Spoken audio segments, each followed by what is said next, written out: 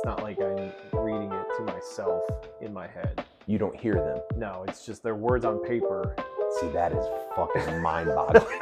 It is so fucking mind-boggling. Like I'm like the person that's always heartwarming and caring and like always has to hug you and wants to hug you hello and hug you goodbye. I can see your disdain right now. Make just sure- talking about that kind of person. And I know that there's people that we're close to that think it's bullshit. They think you're lying. They think I'm full of, they think I'm lying, exactly. Yes. And I'm like, I'm not lying. Right. Why would I Right. do that, first Right. of all? Right. I'm worried about people that think they have a voice in their head. Right. Right. Like, I'm not the crazy Right. one here. The fact that I did this with AI just to Yes. get our conversation started tonight, I'm like, Right. wow, look at this, what I did. And they're like, this guy, he's using ChatGPT. What a douche. So But- you want to talk about what you found? Use that as like a jumping start. Sure. starting Yeah. point? So what I did was I did not prepare. And I just typed into ChatGPT debate on inner monologue. And so it first goes into the pros and cons, and it goes back and forth with itself with inner monologue, and like it's good for self-reflection, problem solving. It allows you to process your thoughts and emotions and experiences like in your head to talk to somebody else. A con is that your inner monologue can also contribute to overthinking and leading to anxiety and stress because you're thinking too much Yes. about problems that you've got. Yes. And so just stopping right there and thinking about that, like I'm a person, and I know that there's people that we're close to that think it's bullshit. They think you're lying. They think I'm full of, they think I'm lying, exactly. Yes. And I'm like, I'm not lying. Right. Why would I Right. do that, first Right. of all? Right. So just reading this right now, I don't ever experience anxiety. Ever. So that was a great question that Dave had asked, was that I didn't even think of. It was Yeah. like, do people that do not have an inner monologue, do they suffer from anxiety and depression less? Because if you think of what is anxiety and what is depression, it's overthinking, it's worrying about things that haven't even happened yet. If you don't have a voice in your head constantly second guessing or debating or monologuing or even dialoguing with one another, do you have stress like other people? Do you think you experience stress? Is it a feeling? Is it thoughts? Like, No, so and I'm just speaking for me because Right. you're asking because it sounds like this is something you experience. I can be empathetic to that. I don't get it. Like when there's like something happening that's crazy, I'm just like, wow. I just take it in. And so like at school, if there's like something crazy happening, like we've had situations where like there was an intruder at Kirkwood when I worked there, and they thought they heard gunshots. And it was really this news guy. He came in the school. He didn't have permission. He's like, okay, I'm gonna leave. And he went to go leave, but he went like a different direction. So they were all like, all right, lock down. And then like some light bulbs or something some other time like fell, and like these incandescent light bulbs, and they break. shatter. They yeah, like, make a loud pop. they pop. Mhm. and that was a different instance, but both instances was like people were like freaking out, and I'm just like, what's the big deal? Chill, it's fine. Because you're not thinking 4, 5, 6 steps ahead of what could. Yeah, what no, could. because I don't. Not that I don't care. I just don't. I'm not going to worry about it because you know. Right. And it's funny because saying that, I'm just thinking about Haley and I. We were driving home today. We were talking about her.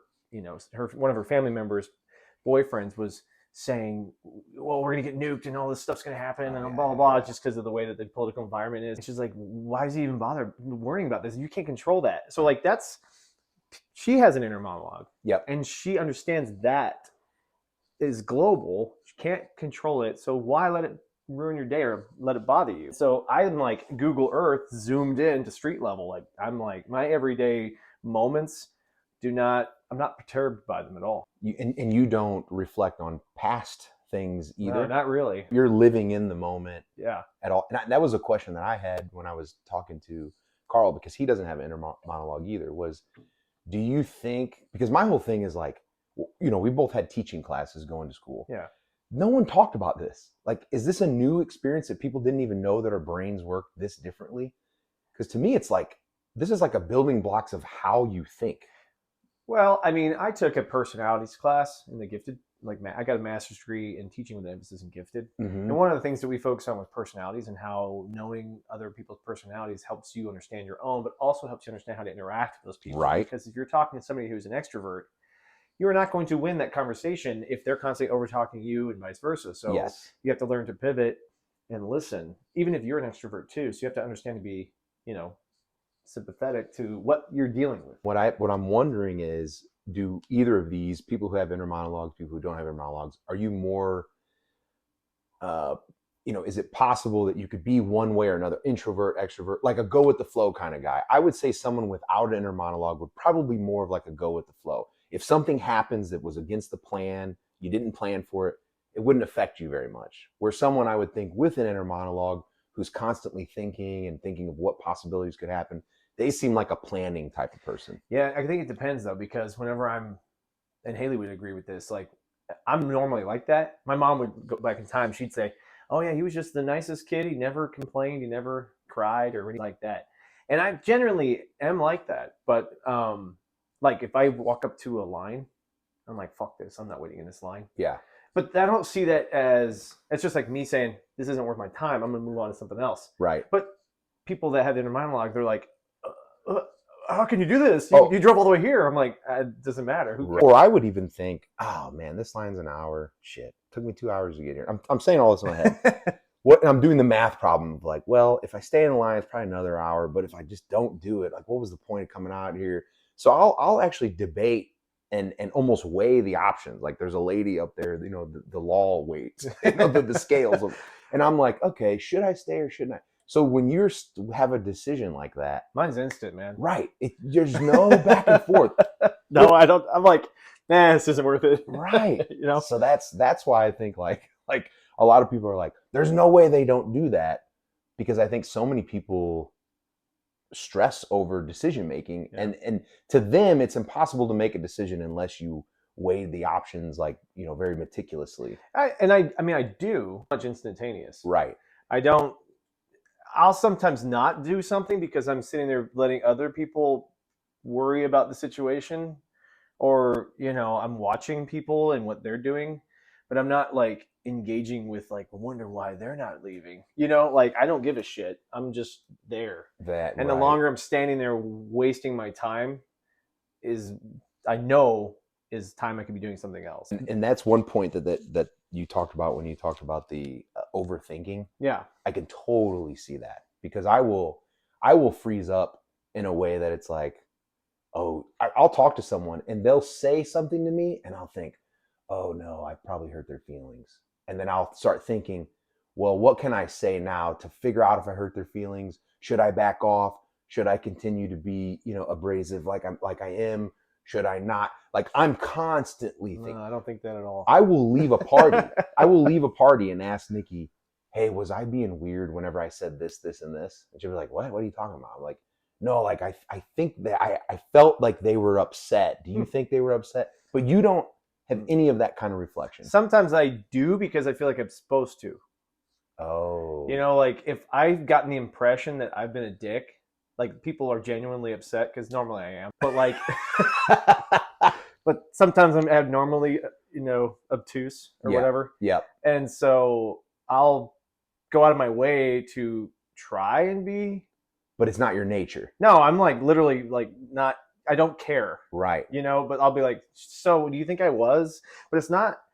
I don't know. It's not to have I guess it's more of me having my external conversation with somebody else, because normally I would be doing it by myself if I was in the car. Right. Like actually verbalizing while you're by yourself. See, now I do that too. Like I think it's more effective to verbalize. Like if I'm in the car trying to figure out, oh man, did I do that? Like I'll talk out loud, like to get thoughts out. But if I'm in a situation where it's not socially acceptable for me to be talking out loud, I will still have that conversation just in my head. Yeah, I don't. And you can't or won't. You can't. I guess I could. I just don't. I don't have. That's not like my first instinct. Right. I think as I've grown, and I haven't been candid because I don't want to fucking type it all out to this conversation we have in our group. But like, I have gotten better at being reflective internally, but it wasn't because it's something that comes naturally to me. Right. I have to. Because I've noticed that people don't like it when I'm not nice or sympathetic or I say something that's, people always tell me I'm being rude or like being too honest or something like that. I'm like, it's not that I don't have a filter. It's just like, I don't want to waste time going over the mundane details of something, whether it's hurting somebody's feelings or not. That to me it's a waste of time. Right. But like, I don't know, like that's just how I look at it. Back to the personalities class that I took, one of the they had a personality test we did. There's a bunch of them out there, but I can't remember the one that we did, but I may have to look it up. It was colors.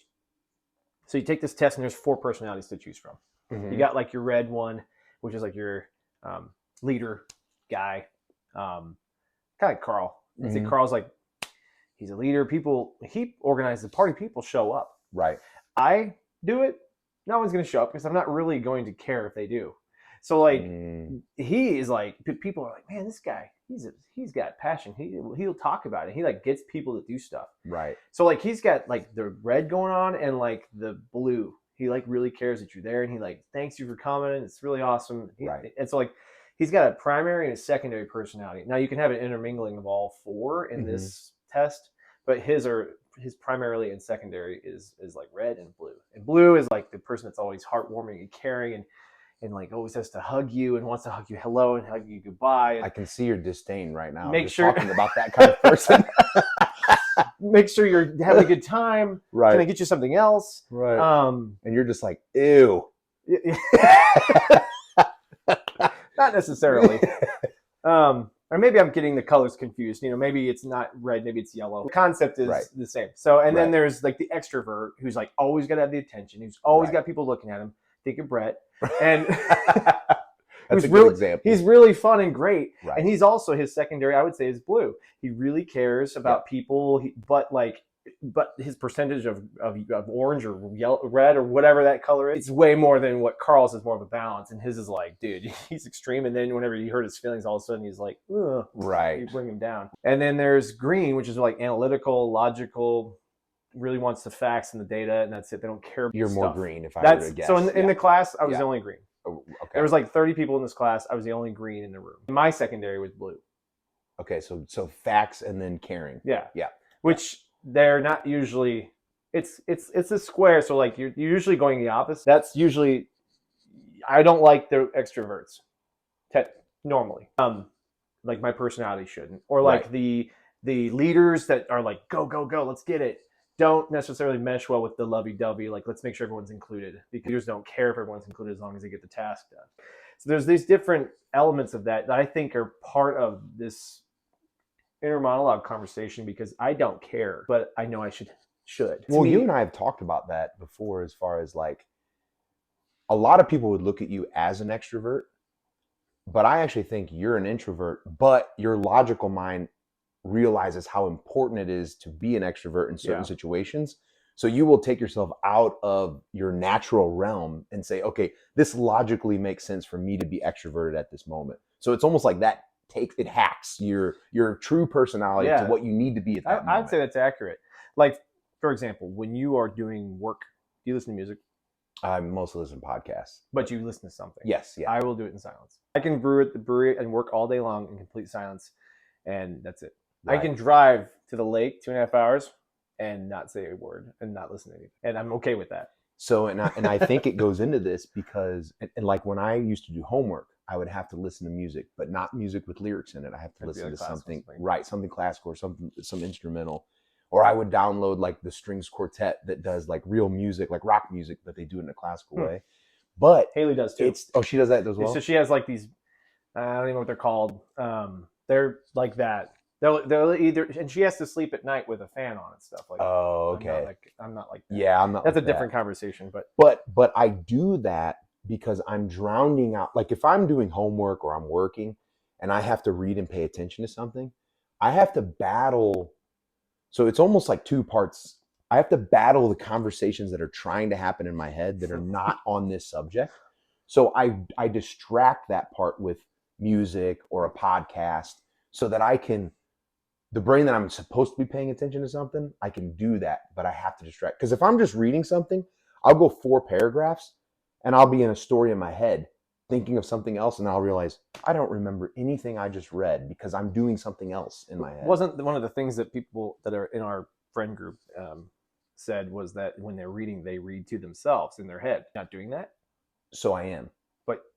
But it's almost like 2 rooms, okay? And it's like I'm in a doorway, okay? And I have a really hard time in real life this too. Okay. If you're having a conversation and they're having a conversation, I can't just block this person's speech out and just listen to you. Some people can do that. The Evans can do, like Eric and Ashley, they can literally have the loudest conversation right next to each other to two different people. I can't do that. When in my head, it's like I'm standing in a doorway and I have the stuff that I'm supposed to be paying attention to, and then the stuff going on in my head, and they're competing for my attention to look through each room, right? Same way in real life. I have to tell people, I always joke with them. I was like, I got to get you guys a talking stick, because what I'll do is you'll be talking to me and you're very interesting and I'll listen, and then they'll bring up something interesting and that one little bit catches me, and now I'm paying attention to that conversation. Oh, and you're like, yeah, fuck this guy. Right. So then if I start ping-ponging back and forth, then you lose all context of both conversations. So you're telling me that if that happens, you don't pull anything from the conversations? I try to pull enough to get context clues of both, because I'm interested in both. It's not that I'm disinterested in the others, but it's very difficult. And I will get overwhelmed and be like, hey, you got to shut up. Let him finish the story, because I'm really interested in this. But I really like what you're saying too.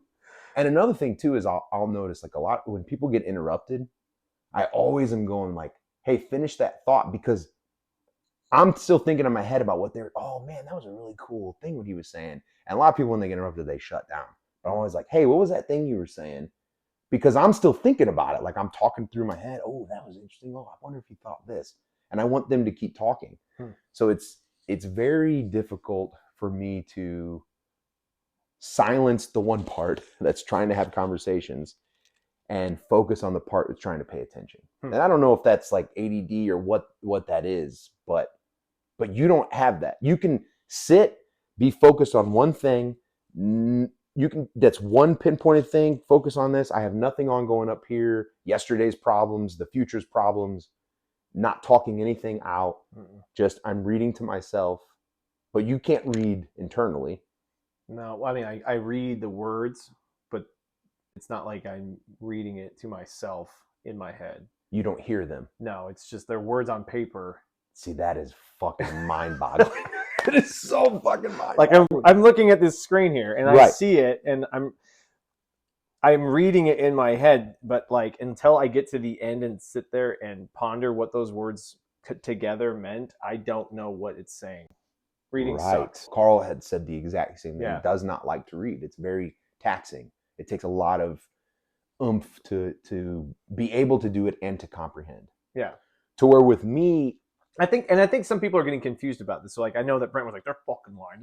Right. I'm like, just because you don't have an inner monologue doesn't mean you don't have an imagination. I think that's a distinction that should be made. Like, I can have an imagination and imagine things happening, but that doesn't mean that you hear them. Yeah. Right. So I am worried about people that think they have a voice in their head.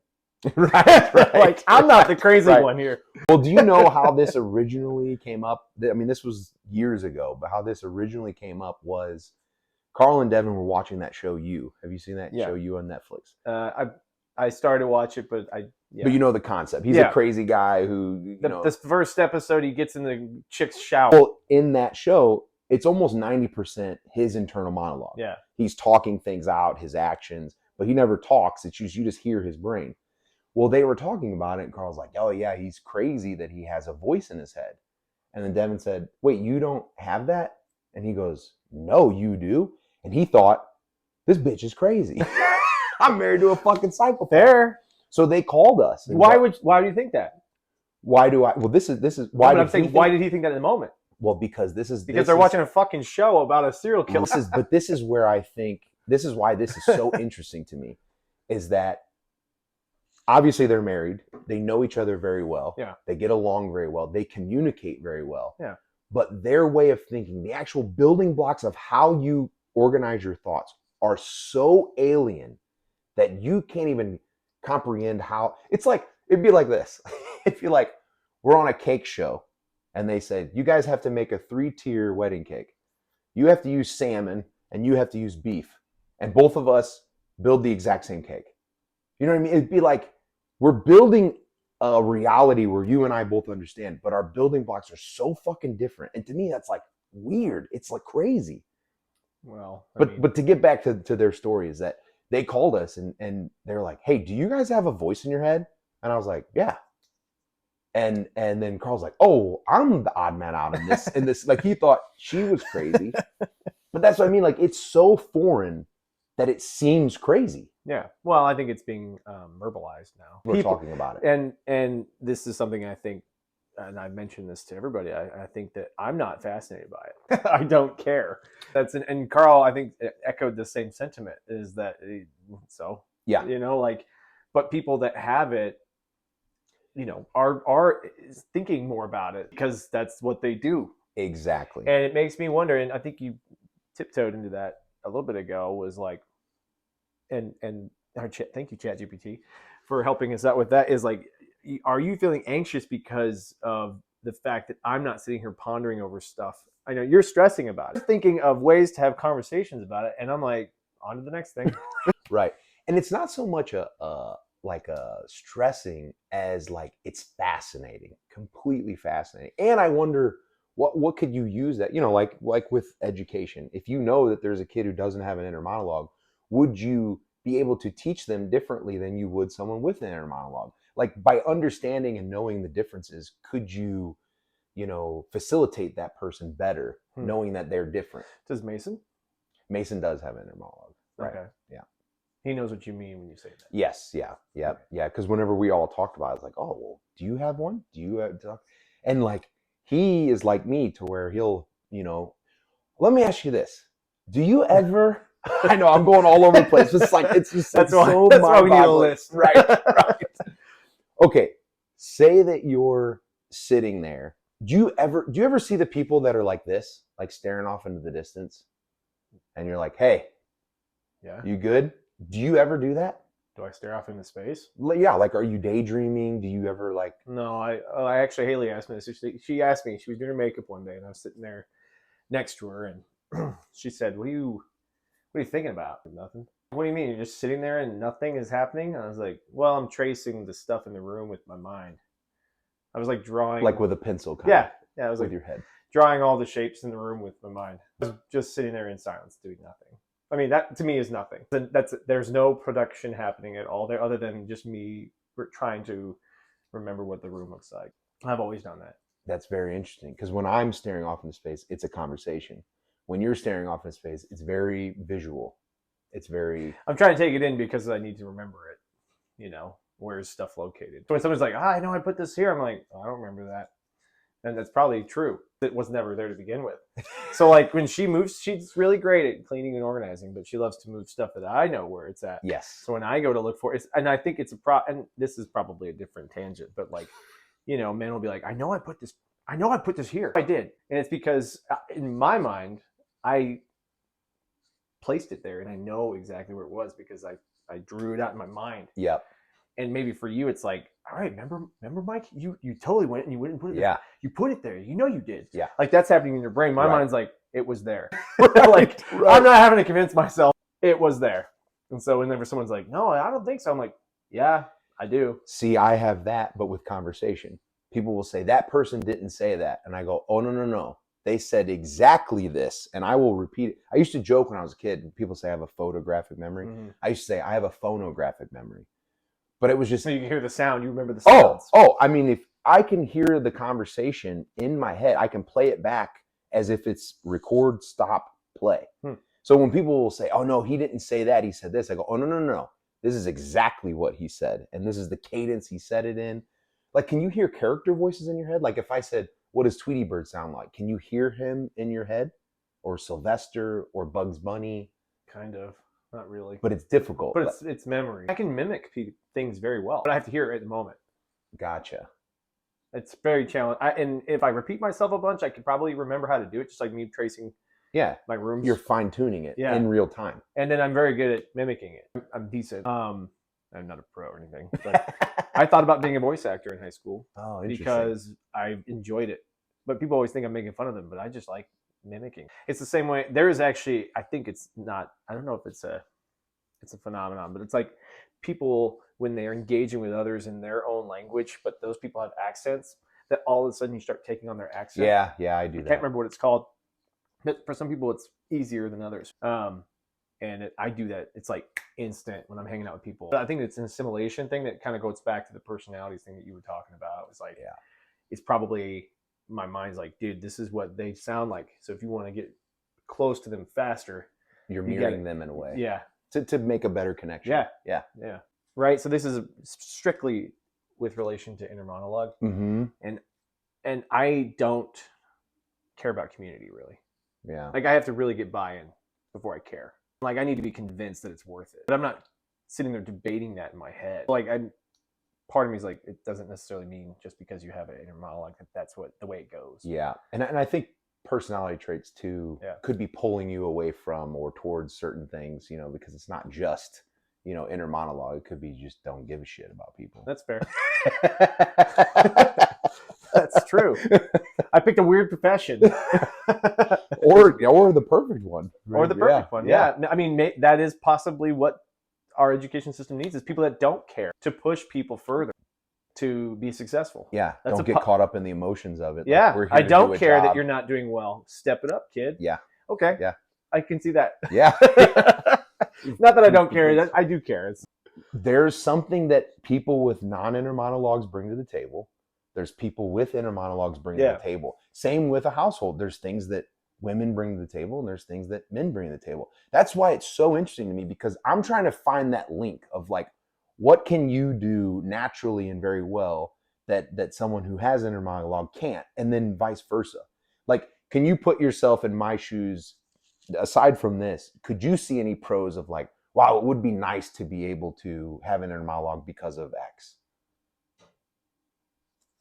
No. Because it's so foreign. That's what I mean. It's so foreign. You can't even. Well, I'll give you a pro, and I think it touched on this. Like, it would be very nice to be able to sit and focus on one thing and not have to worry about a conversation or something. That would be.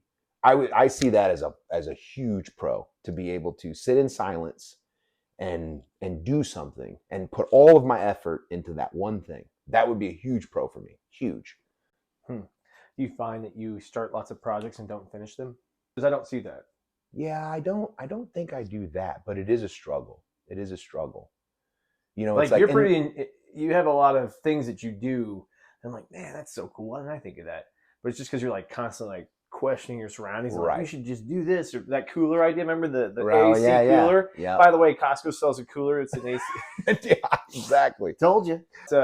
No, I guess that's fair. I guess if I was trying to be like empathetic and care, like having that inner monologue with myself about what people are feeling, and then verbalizing myself better, because I should be caring about that individual. Like, if it's somebody I care about, if it's somebody I don't care about, whatever. Who cares? Yeah. You probably feel the same way.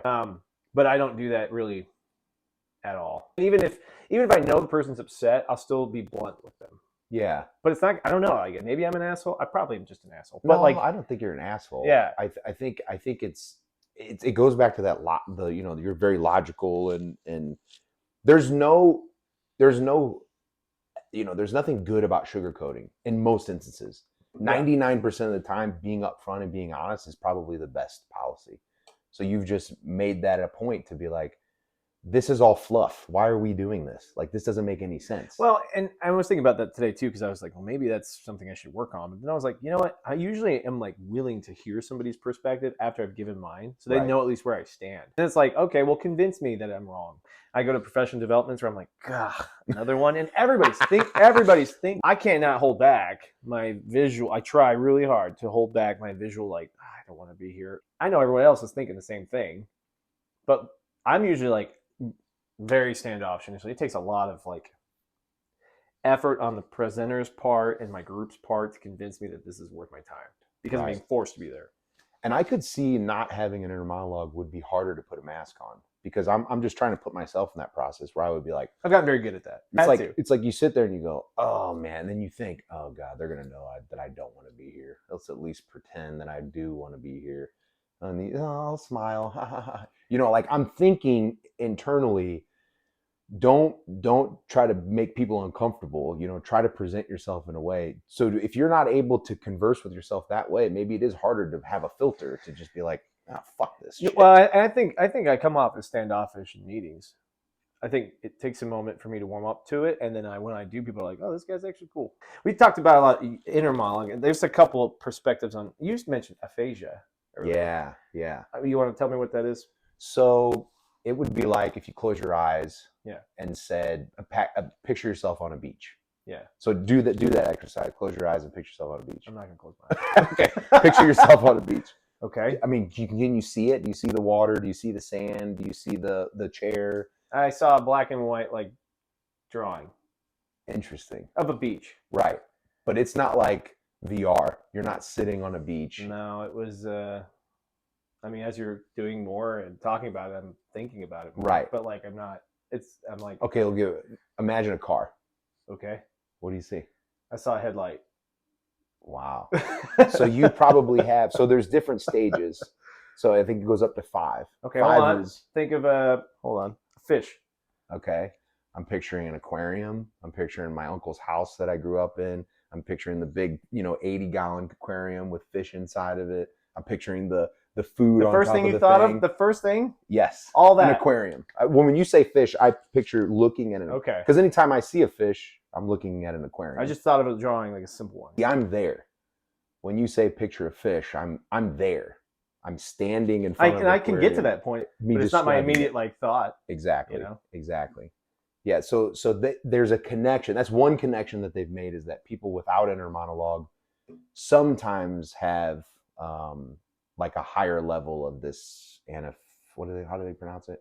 Aphasia. Aphasia, where you can't picture things in your mind in great detail. You can picture them. But if you asked me to draw it, though, I could draw a very good drawing. And it's interesting too, is like, but then where does that? Is it because you really understand the shape of it and everything? I memorized it. I used to draw rooms I was sitting in. See, that's very interesting. For fun. In class, they'd be like, I would be done way before everybody, and I'd be bored. I would just draw the room, entire room. It's almost like a printer. Like your brain's like a printer. Kind of. Yeah. Somebody mentioned. Like I mentioned scanning. like a file cabinet the other day. But it's like every time somebody mentions something, it's like it goes in. Like, where does it go? You know. And that's so foreign to me. Like what about dreams? When you dream, do you remember your dreams? I don't remember them really. They're vivid. I've had really like crazy dreams. I don't know if they correlate with like how your woken mind processes. And do you remember dialogue in your dreams, like voices, and you talk to people? I don't know. I have to think about that more. Interesting. You? Oh, big time. that's and it's your voice. If I dream of you, it's your voice. I mean, it is you. There's no. I mean, I will wake up sometimes and be in a panic. I know you're a person that's gotten attacked like in your sleep and you can't move, right? Yeah. What do they call that? Sleep. So is Haley. Yeah. Do you think people that are more common with inner monologue have that experience? Maybe. I would say, is it stress related? Are you overthinking? I've never had that experience. It's fucking terrifying. Right. I do not want that experience. Yes. Yeah. Now you're gonna have it because we talked about it. Yeah. You're welcome. Could be. Now, when I was a kid, I used to not kid, but probably in high school after YouTube. There were steps to try to get yourself into sleep paralysis. Why would you want that? And that's what I mean. Like things like this fascinate me. Like all of this stuff, like fucking, it gets me a little hard. I'm a little hard, but it really fascinates, and I want to explore it. I want to really understand it, and then use that to help understand other things. But yeah, I would lay there like you. Have you ever had the feeling where you're laying there and your leg kind of jumps? You get like a jump in your leg. Yeah. Okay, so that's when you're really tired. And what happens is your body goes to sleep right around the time your mind goes to sleep, but your brain will send a signal to see if you're still awake. And if you jump, then your brain goes, okay, I can't put you to sleep, because if I put your body to sleep and your mind's not asleep, that's when sleep paralysis happens. Does that same thing happen to people that do that sleepwalk? Yes. So that's the same but opposite effect. That thing that's supposed to put your body to sleep, it didn't turn on that night. It's like night. Step Brothers. Right. So the brain's asleep, but the body's not asleep. Yeah. And that would be sleepwalking. Sleep paralysis is the opposite. Your body's asleep, but the brain's not.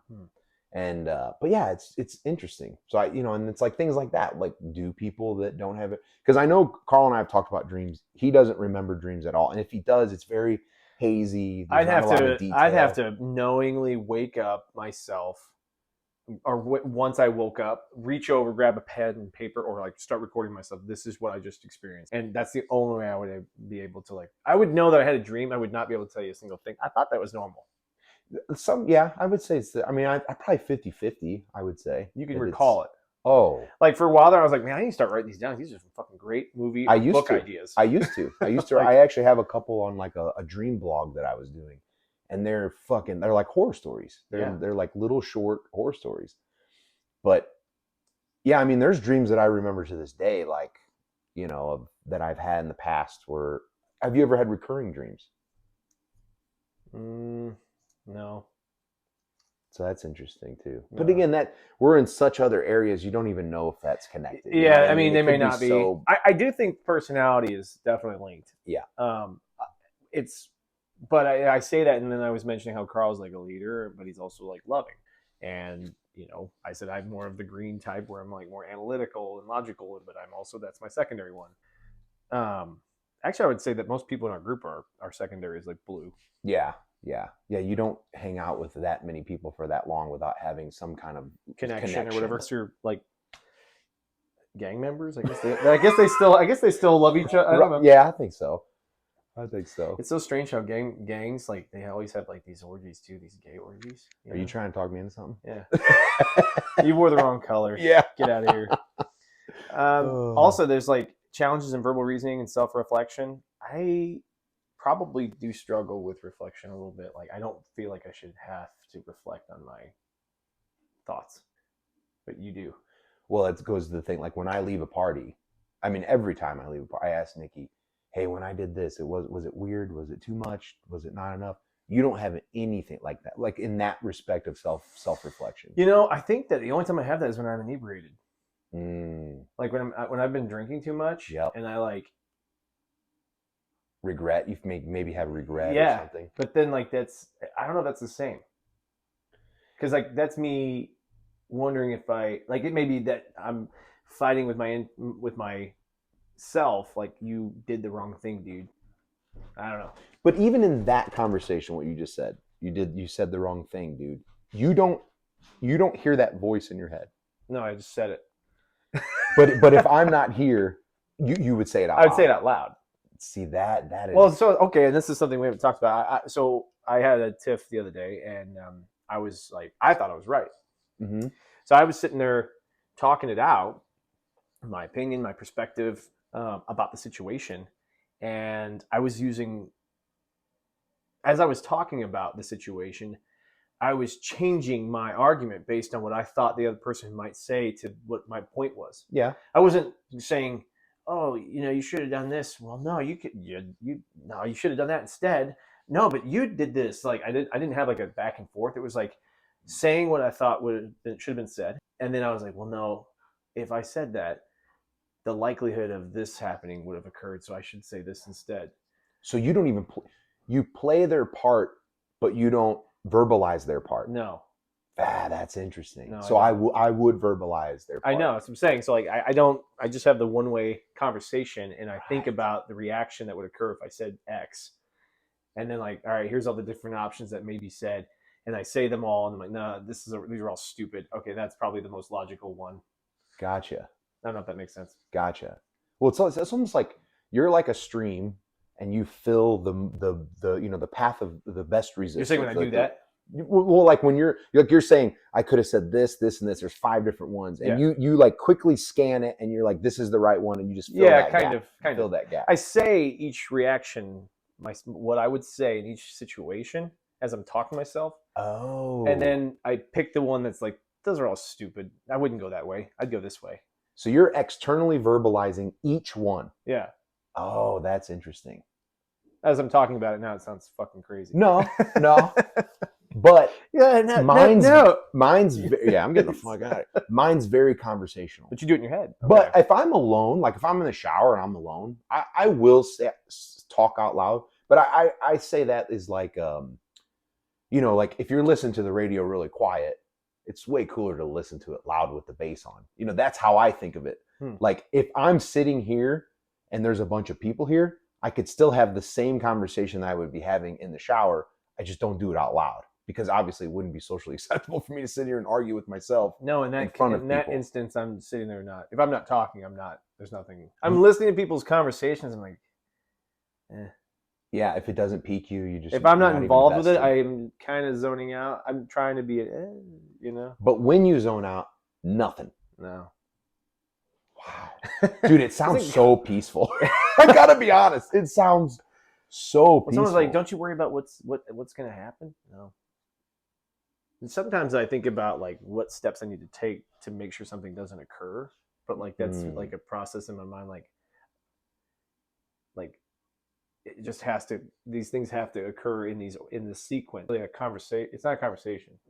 How do I explain it? It's Yeah, like a checklist.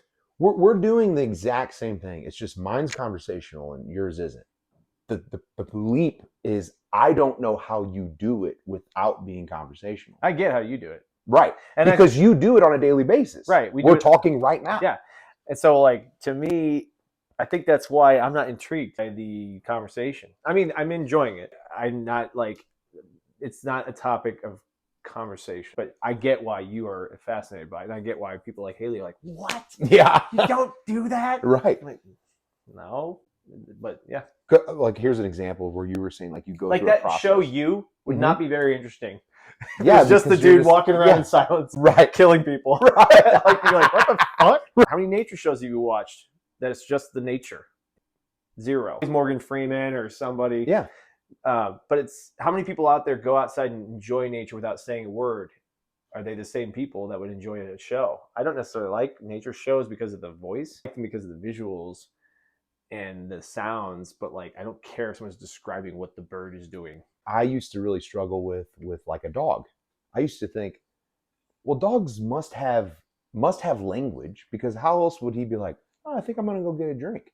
I thought animals would have to have inner monologue, but then I come to find out humans don't even have to have inner monologue. So of course a dog wouldn't. I was watching I don't remember if it's YouTube or if it was on Netflix about this guy who's studying large and like large mammals like whales and dolphins and stuff, and they're trying to map using AI their sounds to see if there's actually patterns to it Yes. that are Verbalizing, yeah, language. but like, well, how are you measuring their brain activity? And if there's something going on inside their head that's actually internal, that's like they don't need to have such a conversation because they can just make a sound and they all know what the hell they're talking about. It's still there, but they're using AI to help map it.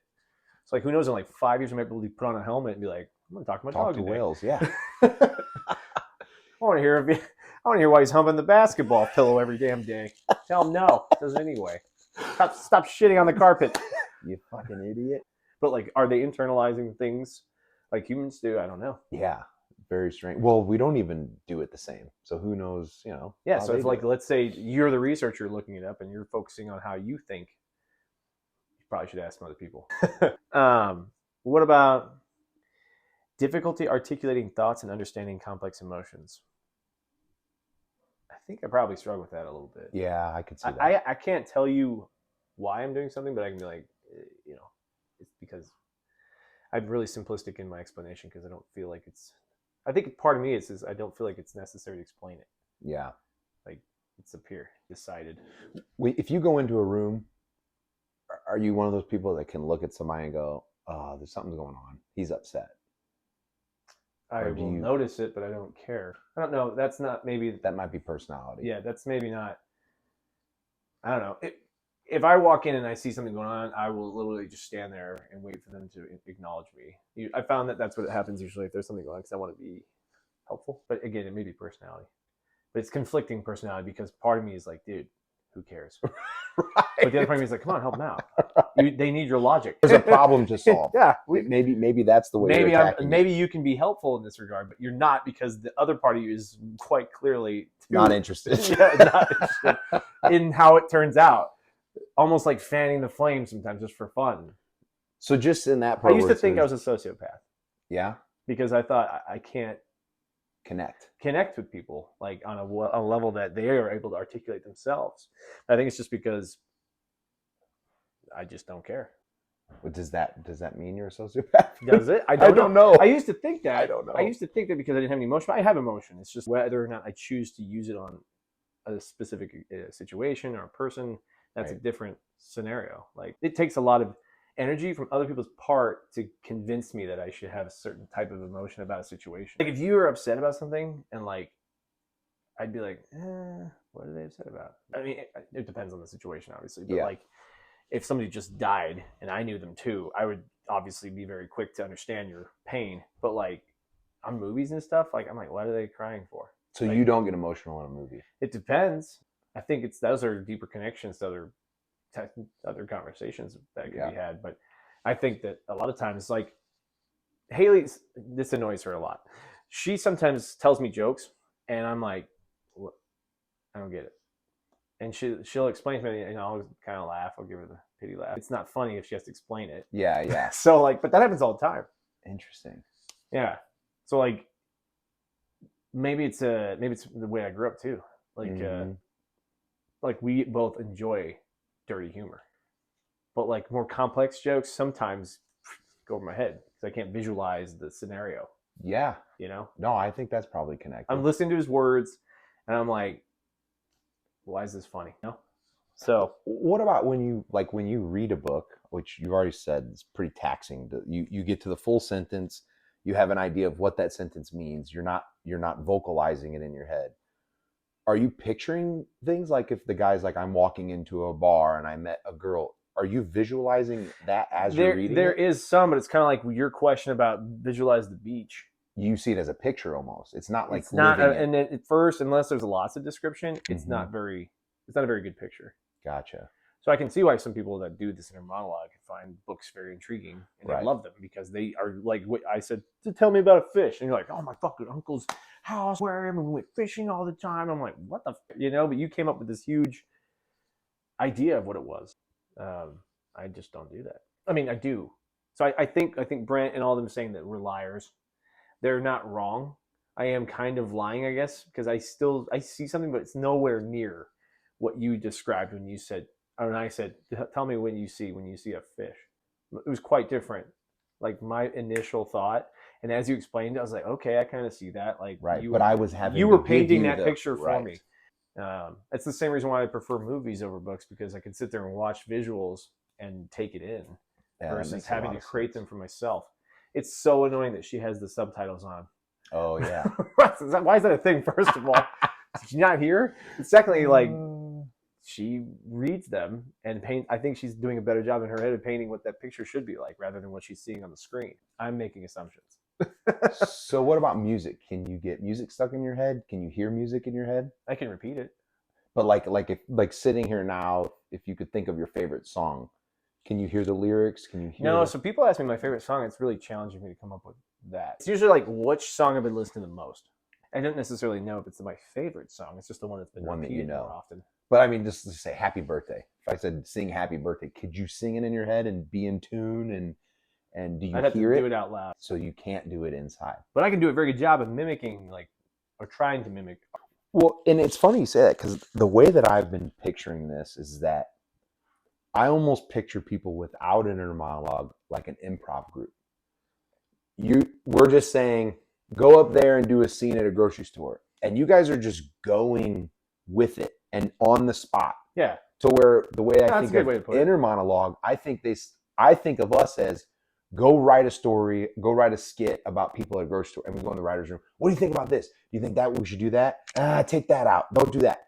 That's the way I think of us, from like a very, weird way to put it. But and that's why I wonder, are people without inner monologue, are they more go with the flow people? Or is it easier for them to be in an environment where they don't have to have everything planned out? And then vice versa for the other side. Do they have to have things planned out?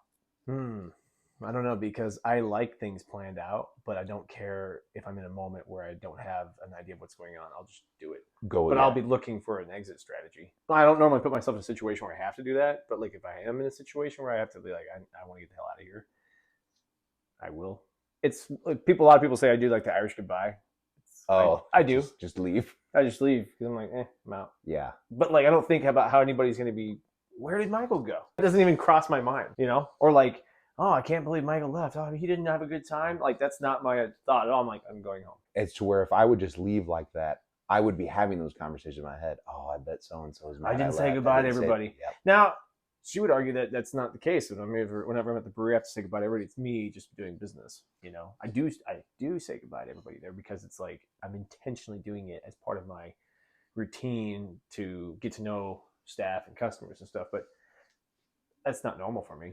See, that's why I go back to that thing where that's why I think your logic side can mimic things that aren't natural for you because you see the benefit in them. But if you don't see the benefit in it, that's not your natural process. It is pretty much, if I don't see the benefit, I will just, it's not important. Or the perception is it's not important to me. I haven't been convinced enough yet, Yeah, it's very interesting. And I wonder how connected that is to not being able to internalize, complex relationships or complex question. Relations. Sorry to interrupt you. No, I was done. Your list, did you come up with that? For today, like the one you came up, you're like, here's a list of things I thought of. Oh, like these here? Yeah. Yes. Yeah. I was like, I don't even know how to start. But that makes sense because I'm internalizing this as a conversational thing, and I'm going, oh man, it would make sense for us to just go over what it's like for each of us in our everyday lives. And then after that, oh, well, wouldn't you want to know some pros and cons? Like I'm thinking of it as a conversation. So it just flows. I just start from the start, and then everything to me is very conversational. I mean, everything I do is very conversational. I'm curious to see what like Carl or Effie or Caleb. Yeah. He was calling us idiots. Yeah, he's like, hey, and then guess he's what, going back idiot? and forth. But that's another interesting thing is it's so foreign that he can be tricked to not know, or not tricked, but think he is and then doesn't think he has one. It's so fucking weird. It took about an hour and a half of conversation to get him to be convinced that he doesn't have that he doesn't have it. Right. And I still don't know if he's sure. Yeah, because today he even made a comment where it's like, oh, well, I do that. It's like, well, no, they literally can't. I don't even know if they can, but it's not the default to hear a voice in their head. No, and as I mentioned earlier, I think that I've had to, maybe it's artificial, maybe it's like this thing I had to create over time because I knew that I wasn't doing that. And I was getting these weird looks like, why are you talking out right now? It's not an appropriate time. Stuff like that. Yes. I mean, I had to learn to overcome like what my natural thought process, which was out loud. I guess I do read out loud sometimes. Yeah. Well, that's pretty normal for people who don't have their mouth. Like you read out loud. Yeah. If you're by yourself, you're not reading in your head. You're reading it out loud. I'll sit there and kind of mumble it. Yeah. Evie mentioned that too, that he does that too. Yeah. But like, from a learning standpoint, like it was they talk about equity in schools and all this stuff. And it's just, I'm a pro, like make sure it's equal for everybody. Mm-hmm. But one of the things that no one's talking about is how they actually learn in a classroom. Yeah. There's a huge population that's being ignored. It's the population that this whole conversation's about. And no one's even talking about learning styles that are verbal. You need to talk it out. All right, well, here, go ahead, talk it out. And it's like, not everybody's going to sit around and wait for you to do it. It's like, that's the class. It's like, exactly. Talk. No, I've never seen a classroom that was like that. Then that's what I mean. Like, this is why this stuff's so cool is like, if we could learn that some people, like you said, learn better by verbalizing and not being stuck in a quiet classroom reading to themselves, which is a lot of classrooms today, that would be huge. It would be really beneficial to understanding that those kids need, different environments. Oh man. Oh, actually, it probably connects. I was listening to a podcast about perfect pitch, and the highest percentage of people who have perfect pitch are Chinese, specifically Chinese that speak Mandarin. And the reason is they have a lot of words that are the exact same phonetically, but depending on if it's a C minor or a D, it's a different word. It changes the meaning. The meaning of the word. Exactly. So they're at a very young age learning pitch because it matters in your language. Yeah, you're saying dog shit or like I love you. Right. I don't know, but like right. It's the same exact word. It's just what pitch did you hear? Right. And by having that at a young age and growing up, you learn pitch. So you can play instruments better, you can sing better. And it's interesting that cultural differences have a lot of differences in language. Probably have a lot of differences of how you use your mind, the building blocks of, how you talk to yourself or talk outward. So I bet for sure there's some kind of connection of a cultural difference. Or it's just, you're a fucking psychopath. Or you are. Or I am. I mean, I don't know. Like I said, I already used the example. You guys kept using the example of you.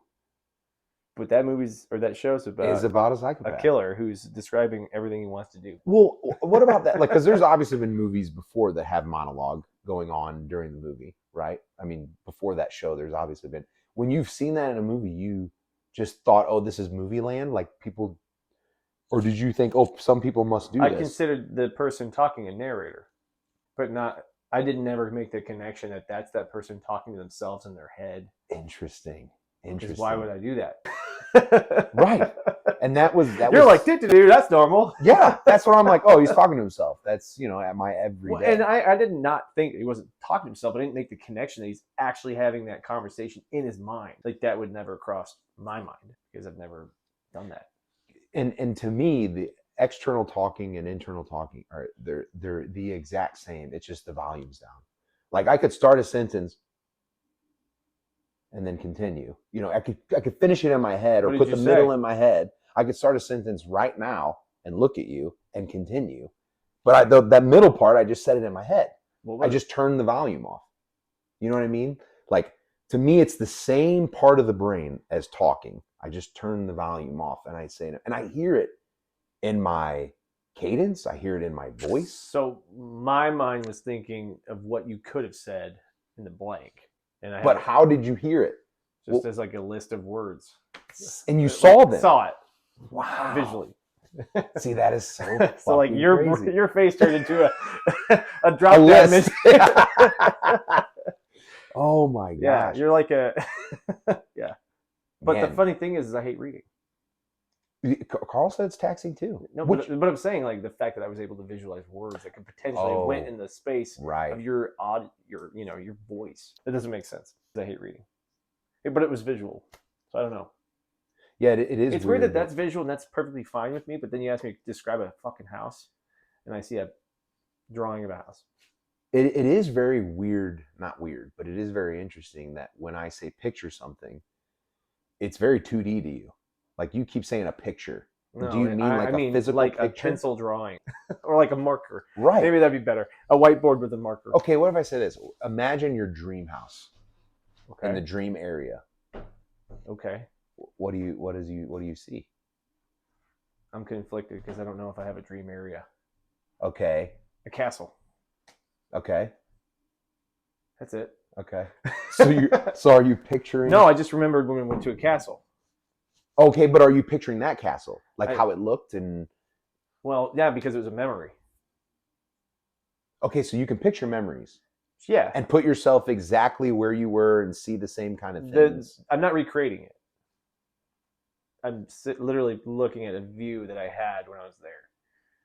Like a picture, like a 2D picture. Yeah, like it's like a photograph in front of my eyes, and I'm looking at that view from the patio, and to my right behind me is the pool. Okay, so I'm doing what you described, but I needed to. You gave me a bunch of shit, so I'm like, okay, I can pull that picture up and tell you what's in the picture. So can you imagine yourself walking upstairs, going through the living room, and then walking up the rest of the stairs? You're but just by me doing that, I'm fucking it up. God damn. Yeah, see, I don't know how you test this. But yeah. But like me right now, I'm walking up, I'm walking through the kitchen, I see your shelves, I look over, here's the bathroom, your table's over in the corner. I can do that too because I built this place. But I saw it just walking through. Now, if you ask me, just, tell me your dream home, I was like, See, I'm picturing a log cabin in the woods, probably like Alaska. It's a lot of green, like evergreen trees. It's real log cabin. It's, the logs are like Lincoln logs. I mean, you walk in, it's like a very big house if Lincoln logs. But like I walk in, I can see the rafters. It's all open. It's very rustic. You've thought about this? No, right now I'm thinking. No, I mean like in the past. This is a collection, a variety of imaginary things that you've wanted. Well, I mean, it could change. That's another thing too. It could change. Like I maybe want a log cabin now, but I mean, maybe like a tiny house would be pretty fucking cool too. I can picture a tiny house, walking through a tiny house. You mean 2 steps? Yeah. But You have to get the smaller versions of those cans. I Those are gonna know. run out of space, man. I know. Can't get the 18 packs. No, that's the problem. Is I think you're putting too much out there when you say describe your dream house, and then you're like, where would it be? And I'm like, well, now I'm thinking about Now- where it would be. Right. But to me, I that's didn't just imagine it very. at all. Because to me, when I say think of your dream house, you're almost thinking of it like a brochure. Like, oh, here's a picture of houses to go through. Yeah, which one would be the best? See, me, when you say picture your dream house, I'm there. I'm standing on the front porch. I'm walking through. No. So I think there is a connection to the inner monologue and that. I keep forgetting the fucking But if word I for it. sat here for a while and had options, I could deduce which parts of those options sucked and which ones were good and come up with a brand new one.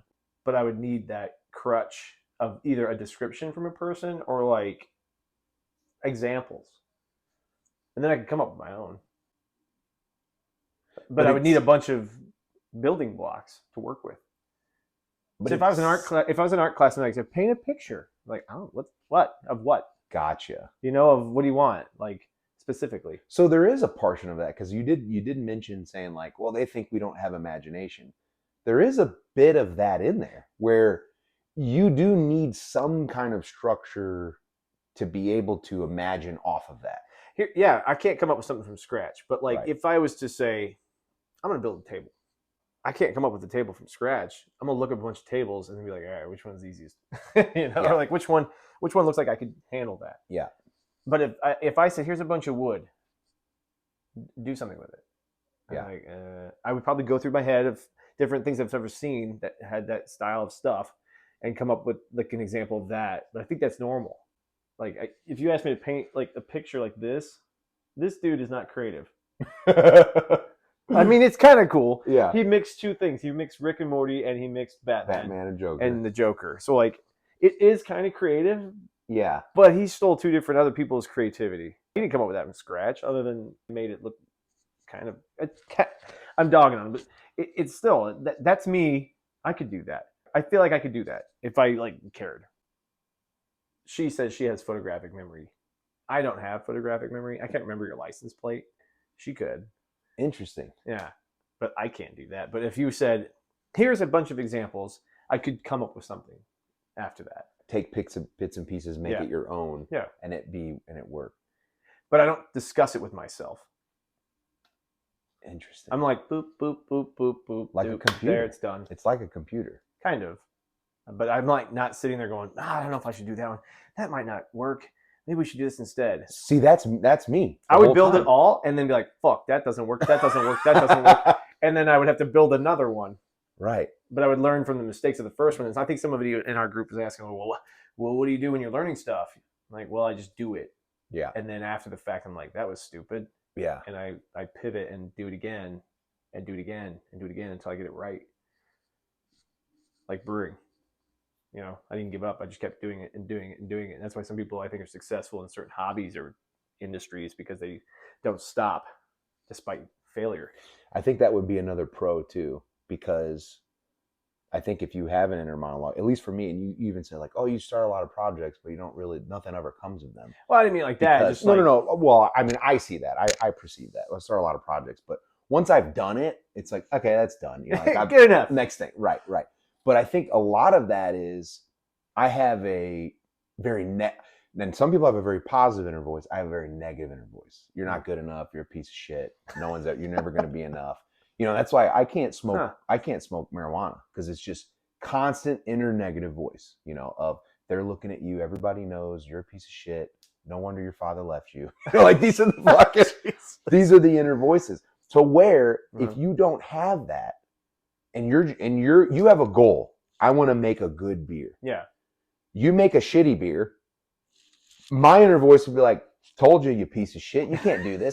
So where you're going, here's the goal. Yeah. I didn't succeed the goal. So what's the next step? I do it again. Right. So that looks like a pro of like someone who could do something that they're not an expert in and just have a visualized goal of this is the completed project that I would like to have. I could see how that way of thinking and not having an inner voice, and especially not having a negative inner voice, how that would be very good at stepping stone to like great success. Maybe.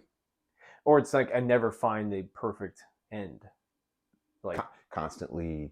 constantly trying to find it, and then like you just never find joy in what you're doing. You Mm, just you get involved with the constant idea that you need to continue improving the thing, even if you've reached a point that's perfectly content for the normal person. Uh, I don't know. That's a good point. I don't think about it all. I don't care about the negative feedback. I want it. Provide it as long as it's constructive. Like if you're just right. like, this fucking sucks. I'm like, well, tell me why. I mean, if it's an opinion, okay, opinion, whatever. But if it's like, I don't know, it's got this, it's got that. Like, oh, well, how do you fix that? Like, then I would look Right. that up. Well, it's like when the brewery, like I always was trying to give like, dude, you got to put a sign out so people can like when you first opened, it was like no one knew to go to the bar. It's like Yeah. got to have more signage Yeah. so people go to the bar because I'm thinking of it as I come in, I'm like, oh, what fuck, what do I do? You know, I'm thinking in my head, what do I do? Where you would just go, you would just walk in, you're not thinking anything. You're like, well, there's a cash register. I'll just fucking go up here. That's where you'd Yes. fucking order. Exactly. But to where someone who has a negative inner voice is like, oh, I don't want to look like an idiot. I'm gonna fucking not know what I'm doing. Fuck this. Oh, it's too much stress. I'll just leave. Yeah. That And some then you people and then you're have that. inspired to give me a 1-star review because you're a pussy. right. But you know, it's like that's why I think it's important to understand the different ways because you know it may be very easy for you to go into a situation and just be like, oh, you know, I'll just fucking keep trying until I order the right food. Or someone will be like overwhelmed, like, fuck this, I'm leaving. Yeah, or like she doesn't understand how I can go in and just complain to somebody, to their face. Like to a restaurant or Sure, a vendor, or like oh I'll go up and be like, look, this isn't right. Or like she doesn't want to deal with any conflict at all. And I don't necessarily want to, but I don't care to do it. You know, I'll do it. right. Part of it's because it's necessary, but the other part of me is like, I don't, it's not about the interaction with the person. It's about making sure it's right. And it's funny because, and we can kind of hone on this end here, but whenever I'm teaching, I try to look to eliminate all excuses from the student's perspective on why they didn't get something.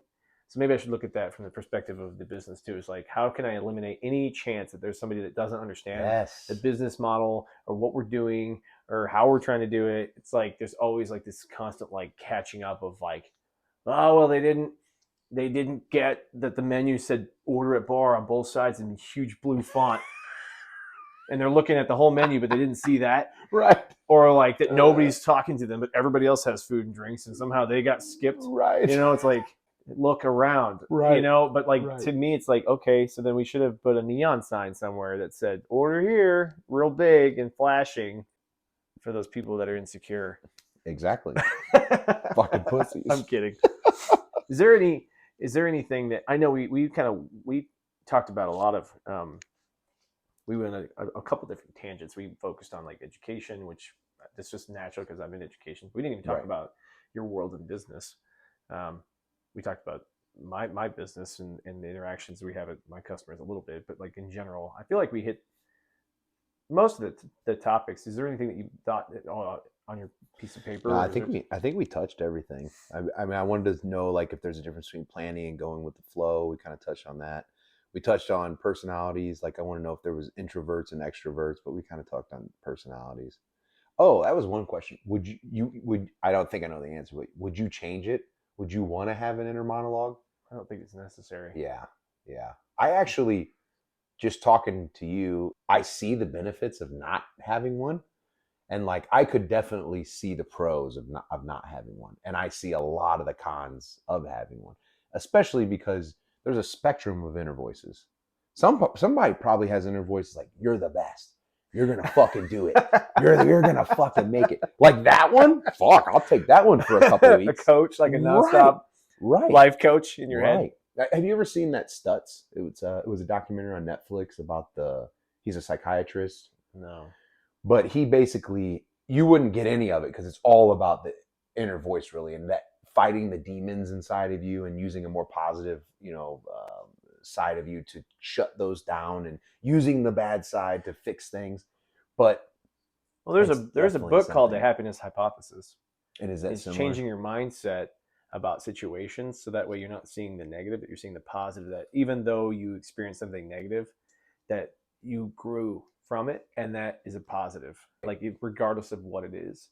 And it's also a book that discusses how to navigate your mind so that way you are in control of your emotions, so that way you don't let things overcome you. So like you're basically riding, it's like it's an atom that's like, you're a human and you're on an elephant, and the elephant is your mind, and your logical part of your brain is you riding the elephant. Like you're trying to control this beast, and the elephant can literally do whatever it wants, but you have to trick your mind into thinking that it wants to go a certain way. Wow, that's interesting. And the only way to do that is to control whatever it is. It could be addiction, it could be your sadness, it could be whatever.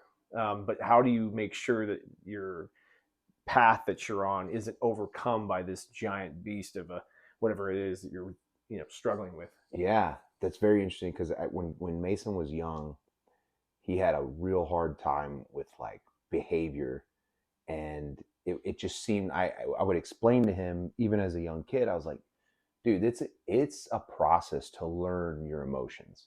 I was like, you're a kid trying to drive a Ferrari. Yeah. It takes time to learn the stick shift and learn how to pull the clutch, and it's going to take time. Like you're going to get there, but you got to keep working on it. And it's very similar to that. Like you're this thing trying to figure out an elephant on how to drive it. And it does take time. I mean, there's people in their 40s that haven't figured out how to deal with their emotional self. I mean, I can't control myself sometimes, but like I don't have the topic in my head and I'm debating it, whereas you probably would do a better job of, we already talked about this, is balancing what you should be doing with what you actually do. Whereas I just do, and then I work about the fact afterwards. I try to fix things messed up maybe because I didn't make the right decision about what I should have said because I didn't practice it out in my mind first. There's something I heard the other day, and it's going right on this point. And it was, they did an experiment, and they took a group of students, and they said, you have to build the best pot in this pottery class. You can only submit one, and that has to be your best one. Okay. So they would teach this class all the ways of pottery, all the ideas of what it means to make the best pot, everything. And then it was like a 2-week class. Then they took another class and said, you can make as many mistakes as you want. Just keep making pots. All of the best pots came from the class that was just doing, as opposed to the class that was like trying to make the perfect one. And I could see like, this kind of goes into like the perfectionist thing where the people are second guessing themselves, always trying to make perfection. They never do. It always sucks. Everything they do sucks. And someone like you who's able to just do, and you're like, I don't care if I make a mistake. I'm just going to do. And then if I do make a mistake, I'm going to do again. And it's going to be better. I'm going to do. It's a much better product. Do you find that you have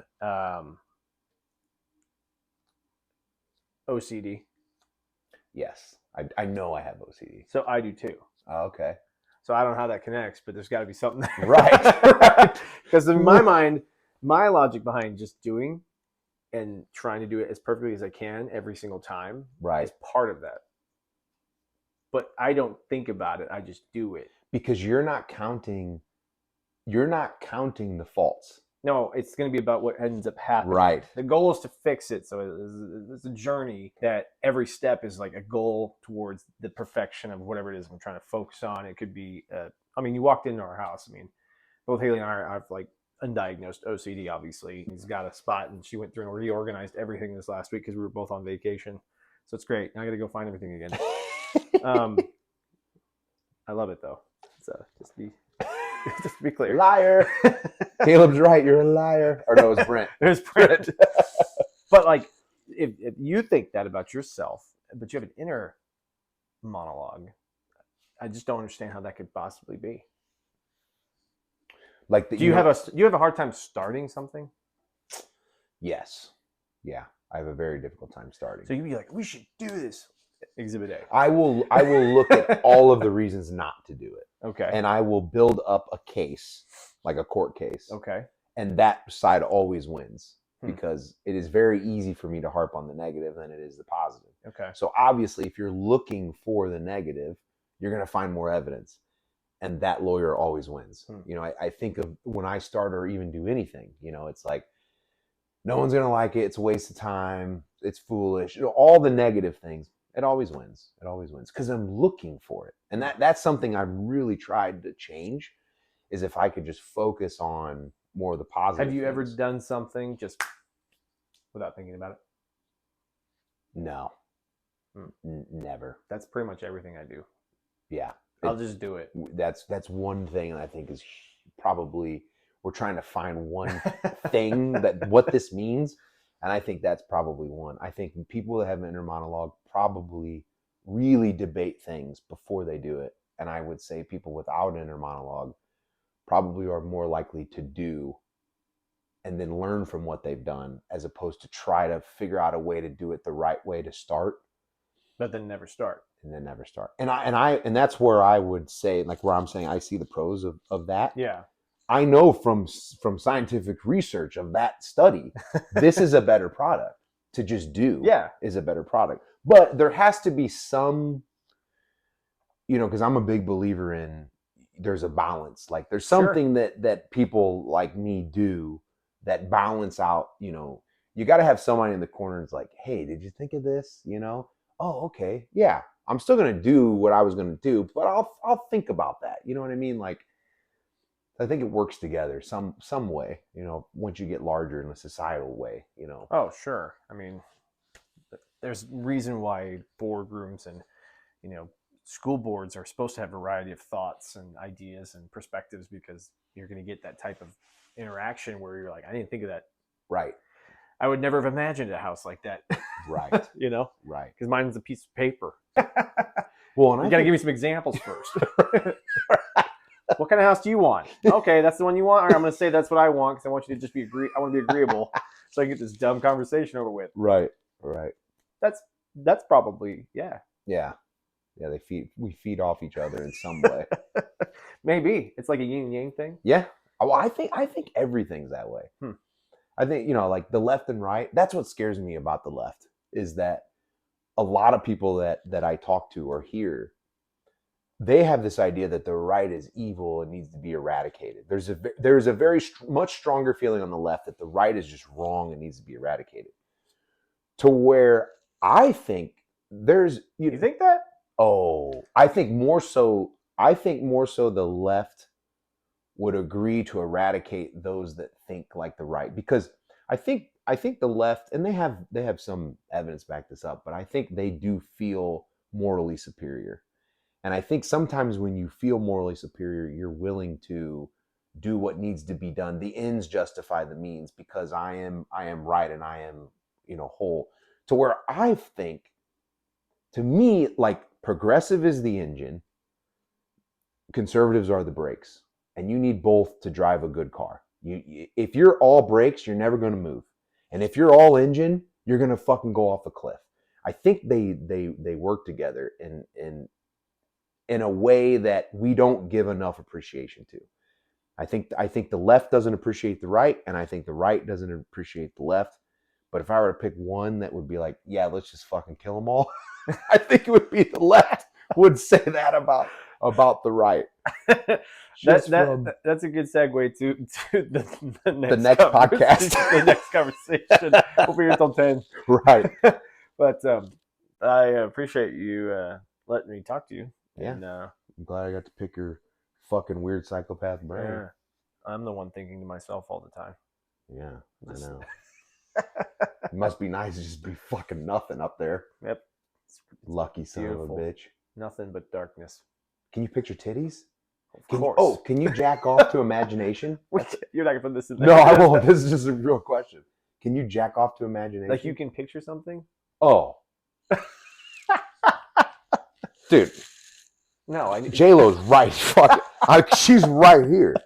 Shakira's here doing I have to have visuals. See that? Okay. So you definitely have a portion of that whatever the fuck it was called.